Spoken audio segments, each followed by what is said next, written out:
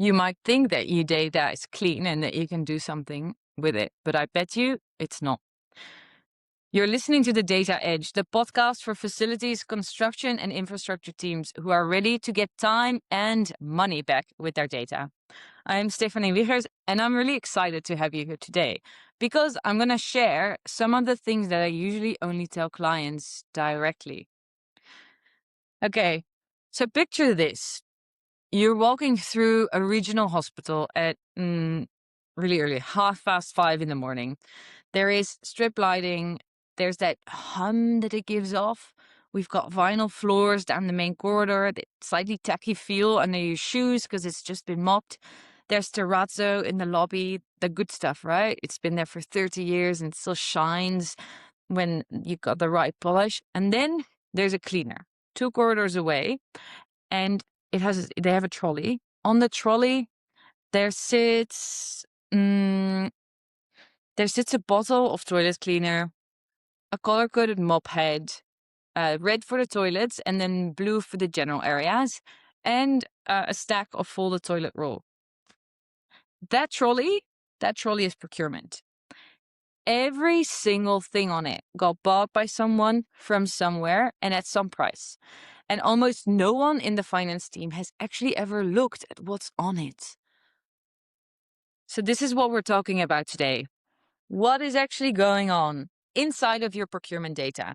We go supplier total split by cost center, then all the way down into the actual invoice lines, because that's where the interesting stuff lives. And when I say interesting, I mean expensive. So here is what we're going to cover today. First, it is where most facilities companies actually sit with their data right now. Second, what does it actually take to fix it properly, line by line? And third, once it's fixed, what does that data actually let us do? Let's get into it. So let's put a real number on this. Say you're running a facilities management company doing about 50 million in revenue. We've got 3 countries. We've got a few hundred sites. You're processing something like 300 invoices a month. That sounds like completely manageable, right? But each invoice maybe has 6 lines on it, which is nearly 2,000 line items a month, and that is 24,000 lines a year. Here's what I see again and again with mid-sized facilities companies. Companies tend to sit at one of a few different baseline levels with their data. We're going to start best in class. Best in class already has every single spend line, item by item, sitting in their ERP system. Then, one down, it's second best in class. They've got it on invoice level. So it's the amount spent, supplier, and then there's a PDF invoice attached, which is solid, but you still don't know what is inside of that invoice. And then what I actually see most often is invoices live just in folders on a computer, maybe in a separate email box, and they get picked up only and then processed when finance needs to pay them.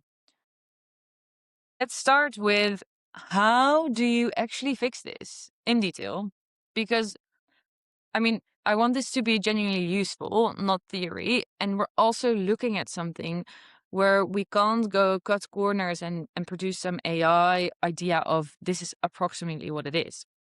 The starting point is quite simple. Get every invoice broken down into its individual lines, properly tied to the right supplier in one place. Let's just go back to that trolley, right? So say the invoice from the chemical supplier says you bought a case of Everfresh Apple toilet cleaner. It's 5 liters plus 200 toilet rolls. This is one invoice with 2 completely different things from one supplier.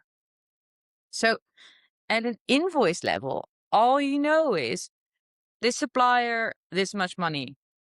But now at a line level, you know actually what you bought, right? You know Everfresh Apple and not some other toilet cleaner. And on the toilet roll, this is the bit that people never check. Is it the good roll, like the soft 2-ply stuff, the we're saving the planet stuff, the like really nice ones, or Are we talking cheap, thin, like 36-pack stuff that, it runs out twice as fast? Also, it's much cheaper to buy. So same word on the invoice, toilet roll, completely different product, completely different cost per use. Once you can actually see that line by line, you can put a simple label on it. What is it? What does it cost? And here's the bit that surprises.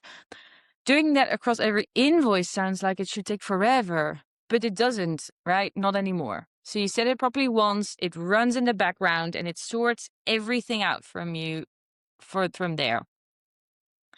Now, once it's sorted properly, you can ask genuinely specific questions. So not what we did spend on by cleaning supplies, but how many of the good toilet rolls did we actually buy last year versus how many of the cheap ones did we buy? Which sites are quietly paying more because no one ever checked? Which one are we ordering? And that is the whole point. Getting your data sorted properly doesn't just tell you what you spend, it tells you what's actually happening on site. And if you just want a lighter version, right, to start with, that's fine too. Okay, get your supplier sorted by spend first, which is quicker and easier. Then you go right down to the product level, which is the deeper version. And it's there where the more useful insight sits. If you're the CFO, what you probably want to know is exactly what have we been spending with maybe a given supplier in a group, and then see the trend over time. But if you're the head of procurement, you want to go much deeper. So how many suppliers do we have for toilet cleaner? And what does that tell us? How much toilet cleaner do we buy with each supplier, and how is that distributed? So that's kind of the first thing that fixed data gives you. It's knowing exactly what you're buying, from who, and how much of it.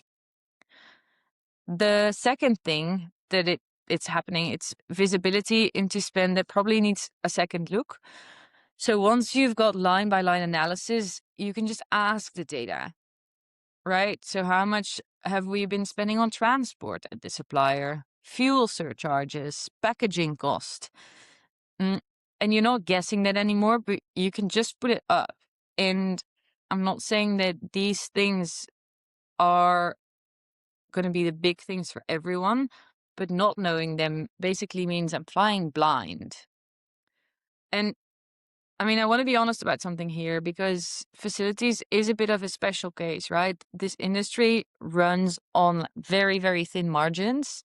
Yes, but it runs even more on relationships. So you're not always trying to turn over every single stone, catch every single supplier out. Like, the job is also to, well, stay liked, stay easy to work with on both sides of the table. Procurement is not about just cost saving. So it's not about treating every invoice like a crime scene. It's about knowing what's there so that when someone and something genuinely matters, what you can do is you can have a conversation from a place of information, calmly, and no accusations need to be done, but we're talking with the real information at hand.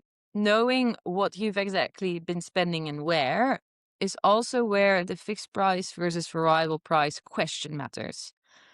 If you're on a fixed price contract, it's about making sure that the price you agreed on is a price that you're actually being charged. If you're on a variable price contract, that's very different, because in cleaning specifically, and saving there generally belongs to the client, not to the supplier. So then the value suddenly, in terms of money, isn't negotiating a better rate. It's making sure, what are you being billed, and is that for what we actually consumed, and is it being approved on autopilot? But it's also a bit about, can we make ourselves better here? Can we make our client better here? And then the third thing, of course, is very useful when you go to tender or when you're renegotiating a contract. It's if you can pull up exactly, this is what I've been buying and this is what it's cost over time from different suppliers. So this is also what I can expect for this item to cost. That gives you a really great position, like a starting position. So let's do an example. We're going to talk about a company called Bright Clean, and we're going to say that they operate in the Netherlands, UK, and France. So cleaning company and they buy a lot of the different things, right? Like chemicals and paper and hygiene consumables, equipment, PPE, uniforms, whatever. They buy lots of different things. And so we talked about the blue bucket a while ago. So let's make it a red bucket this time. So at a supplier level, their data looks completely normal. And you'd see the usual names, nothing jumps out. But once you actually look at the products themselves, what you start seeing are things like this. We've got the same toilet roll, the same brand, the same quality, but then it's being bought from 5 different suppliers across the 3 different entities. And one of those 5 is charging significantly more than the others. So that's not necessarily a negotiation issue. That's just no one's ever looked at this. So the question could be, what does good actually look like here? Does it start? It starts actually with getting every invoice broken down into individual lines, and then every line tied into what's been actually bought and who from. And then it's just a simple, consistent label on top of that saying this is the item. What did we spend on cleaning supplies in the Netherlands versus UK last quarter? Which sites are running above benchmark on consumables? So just spot the lines that look off. Show me anything priced well above what we usually pay for that exact product. And then you can easily hold suppliers to what you actually agreed. Contract price against invoice price, flagged the moment they diverge. None of this needs a big system transformation, and it doesn't need you to become the supplier's least favorite person either. It just needs your invoices sorted properly line by line, and everything else builds from there. Well, you were really great today, and I loved having you here. This was a wrap for the facilities edition. If you want to know more, maybe if you're interested in data quality, our website's in the description, and I would love to connect. If you got something out of this, do like and subscribe, and I'd love to see you back next week.